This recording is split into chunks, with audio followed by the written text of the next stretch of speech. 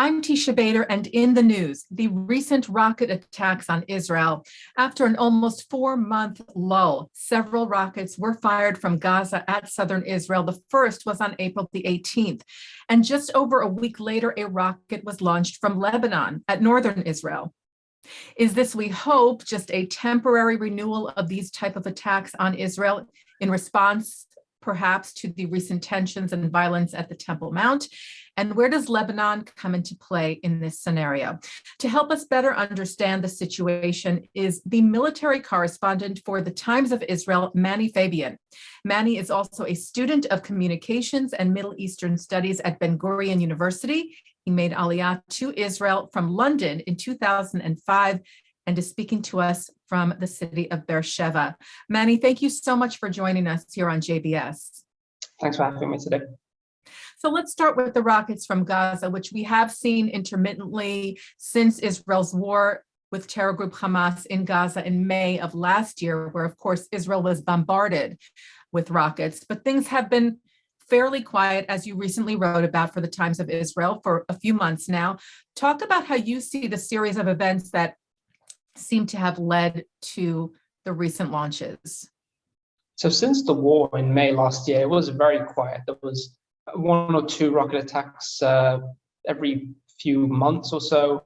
Then 2 rockets were fired supposedly accidentally at Tel Aviv off the coast in January. And then we had 4 months where there was nothing. It was completely quiet. And then the whole tensions on the Temple Mount and in Jerusalem began, which was kind of a combination of Ramadan and Passover and a few other things put together.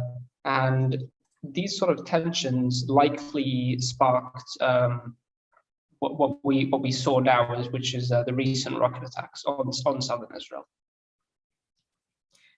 And so do you see that it's probably just going to be that, like a knee-jerk reaction to what happened, or this isn't, hopefully, this is not pointing towards anything more serious than that, any escalation, or what are your thoughts on that? Well, right now it seems like most of the high heat has kind of gone down a bit from kind of the Ramadan events, but then Ramadan still is going on for another week or so. So there's still a bit of the army's kind of ready for any further attacks that might come because of the last days of Ramadan, but it's unlikely that there'll be any more clashes because Jews are now prevented from going onto the Temple Mount in Jerusalem. So it seems like it will mostly stay calm. But from Lebanon, that's something else that needs to be kept an eye on. Yeah, let's get to that in a moment. Just speaking about the IDF for a minute with the Gaza rockets, IDF always stressing that they hold Hamas responsible for these attacks. When the IDF responds to these attacks, they hit Hamas terror targets. But it's not always Hamas necessarily who's launching the rockets. There are other Palestinian terror groups within Gaza. What is sort of the balance of power there, or of control there, if you will, from what you understand? So from what I know, the assessment, at least in the army and in the defense establishment, is that the recent attacks were launched by the Palestinian Islamic Jihad rather than Hamas.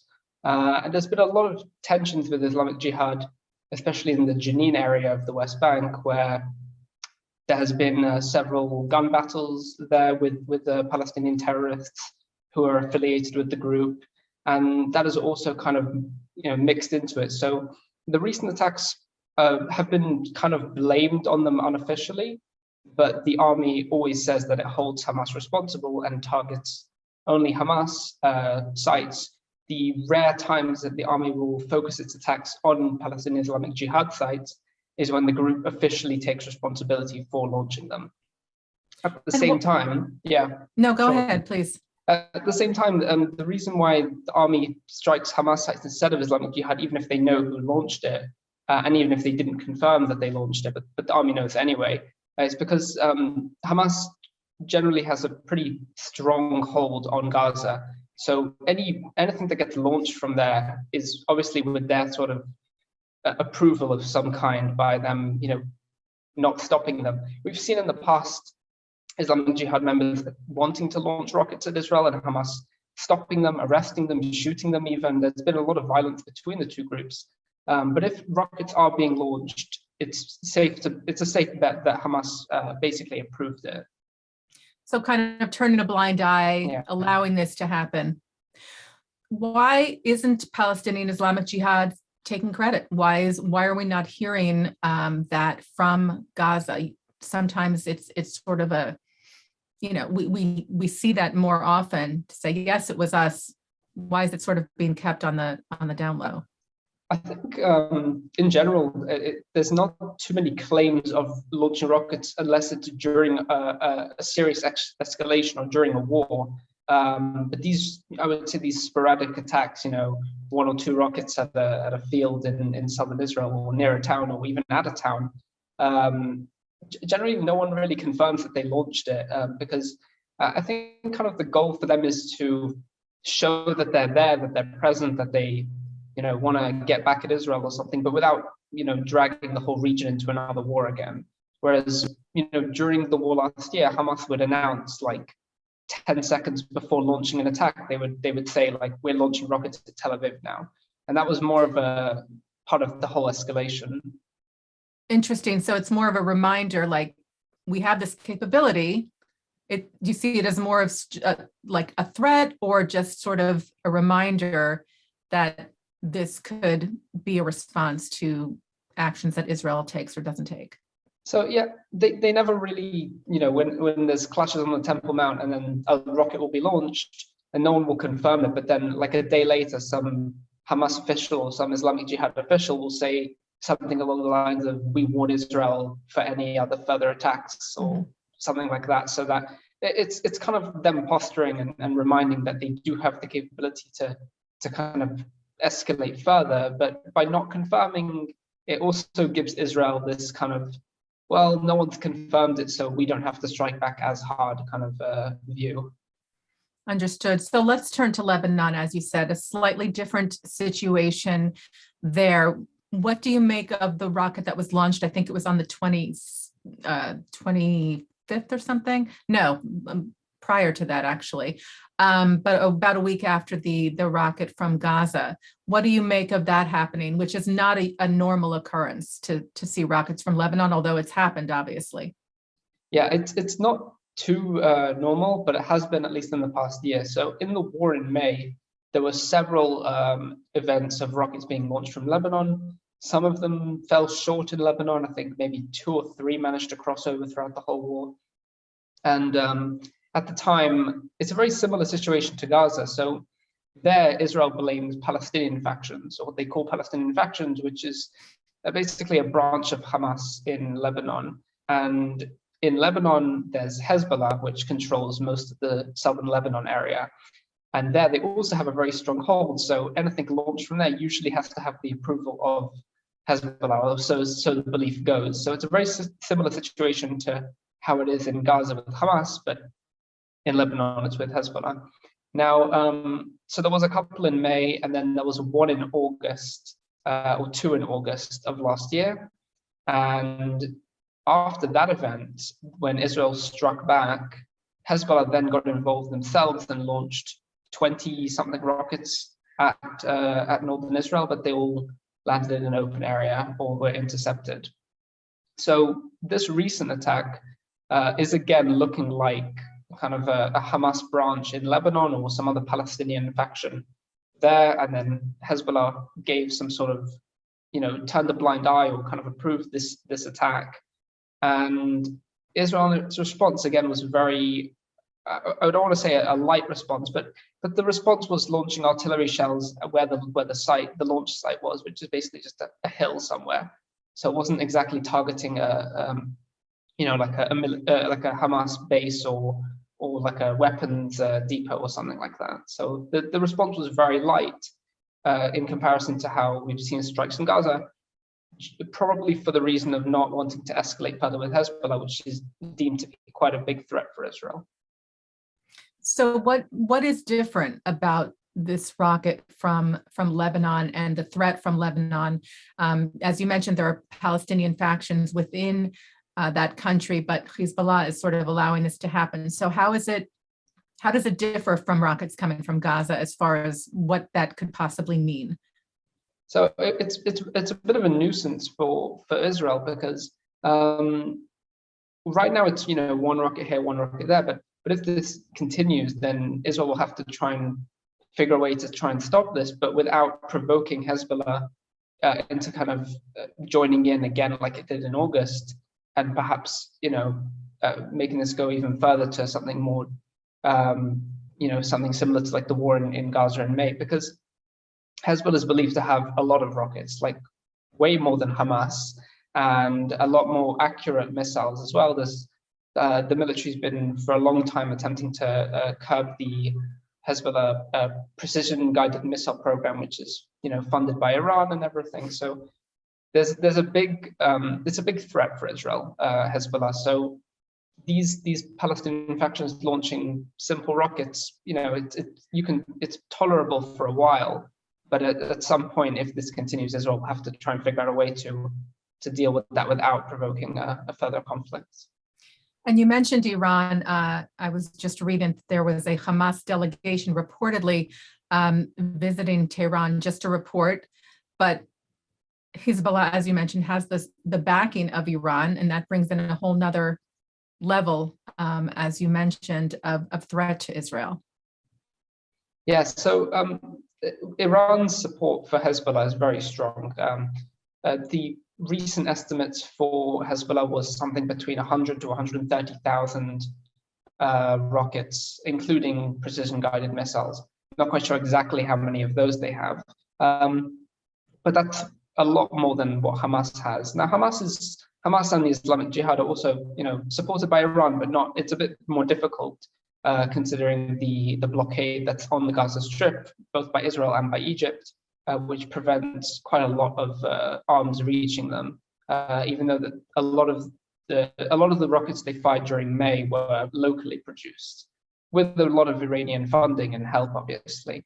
So with Hezbollah, that's really what Israel wants to avoid dragging the region into another war, especially with a player who's considered to be a lot more of a threat. Absolutely. And there were just all these weapons stopped at the border with Lebanon, trying to be smuggled into Israel, presumably or suspected at least to have been meant to use to get to, I guess, Gaza or the West Bank to use against Israeli targets. There were like 100 grenades and several machine guns. What do you make of that? So that's a very interesting thing that started maybe a year or so ago, where at least the security officials I spoke to, they said that the goal of these smuggling attempts, it used to be Hezbollah would smuggle drugs into Israel, into other countries to fund itself. It's a very high source of its funding is marijuana and other drugs, but in the past year or so, they've been smuggling weapons into northern Israel. Now, the security officials, Israeli security officials, say that these smugglings are not. They are also to help fund themselves, but mainly to have Arab Israelis armed with weapons. Less Palestinians in the West Bank and Gaza, but Israeli Arabs in Israel. Now, what they noticed was probably during the May conflict, there was a lot of intercommunal violence in Israel, in cities with mixed Jewish and Arab populations. There were several events of people being shot, both Jews with guns and Arabs with guns, legal and illegal.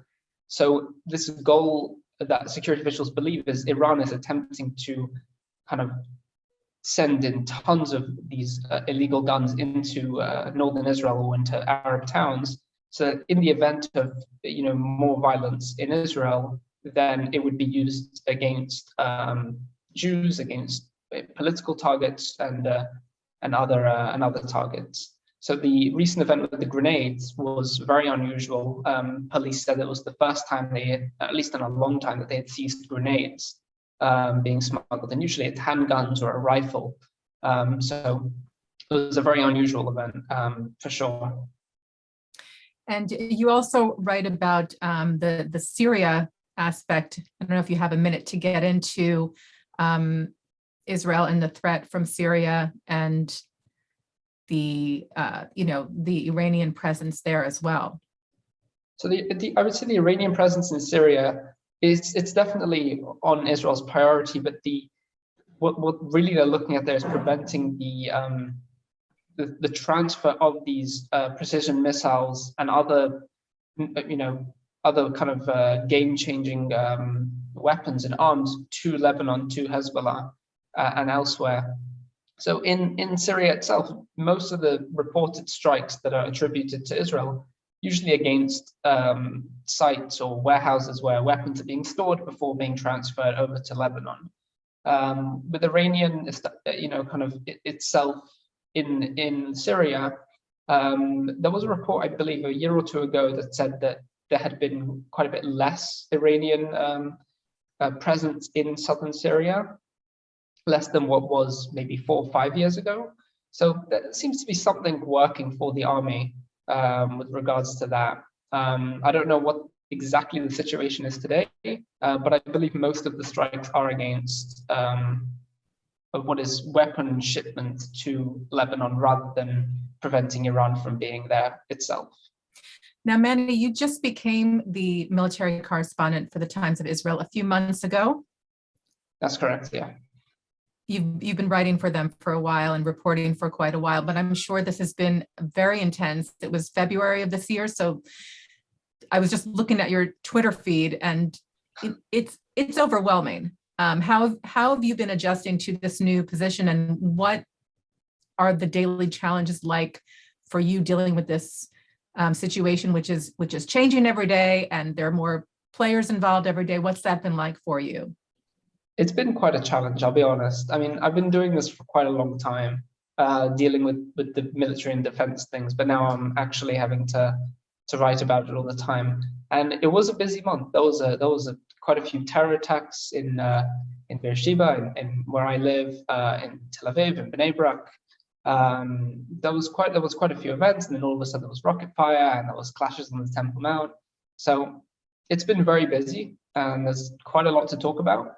And a lot of it connects. There's the rocket fire was, like, both from Lebanon and from Gaza, was probably connected to the clashes on the Temple Mount, and the clashes on the Temple Mount came because of all sorts of other reasons. So all of these events kind of tie together, and there's after all, there was also clashes in the West Bank as well with gunmen who were attempting to commit attacks, but that came before the clashes. So looking at it now, like from a month later, looking at this bigger picture of all these events, to me, it's very interesting to see how they kind of all tie together.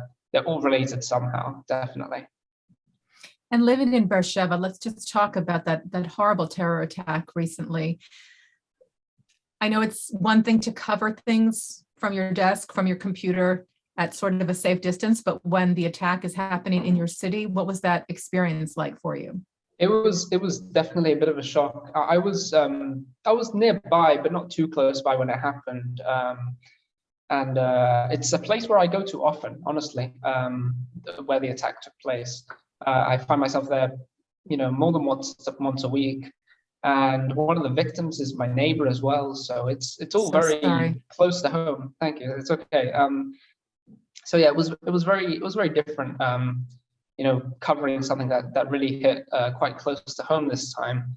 And it was a very similar feeling to how it was during the war in May as well, having to cover the war while I was running to shelter at least 40 or 50 times throughout the whole event.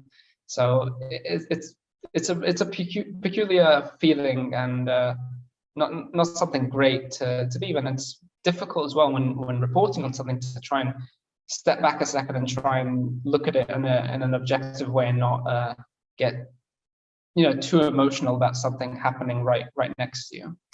Absolutely, that is a huge challenge, I'm sure, because as you said, you're running to a shelter, to a safe room when there is a siren that does not give you very much time to do so, and then also trying to report on things and take the emotion out of it has got to be very tough.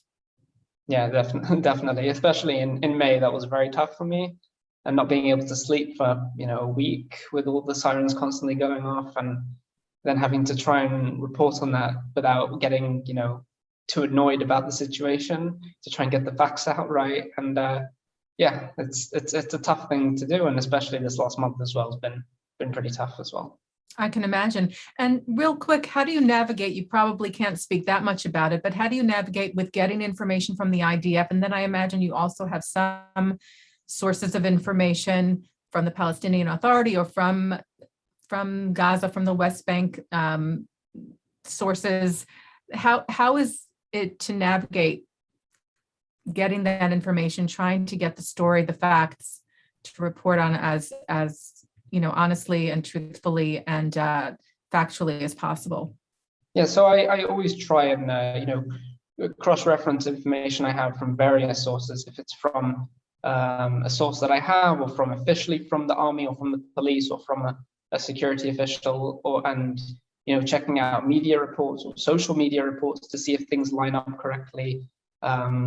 There's always that. So generally, when I nowadays when I tweet something or when I write something, spend a bit more time just making sure that what I am writing is either correct, or that it's I'm giving the correct citation to something, so that I'm not just repeating something that the army told me without actually verifying that it happened the way that they told me it happened. So it's sometimes a bit of a challenge, and it happened during the recent rocket attacks as well. The army reported that it intercepted 4 rockets, but I spoke to a source who lives in the area, and he has a camera pointed at Gaza, and he did not see any rockets being launched at the time. So it was a very difficult situation whether or not, and then the army later clarified that, yeah, no rockets were fired. But in those cases, it's very important to say that, to kind of report that it was the army that said it, and it's not, definitely a fact that happened, and something that should be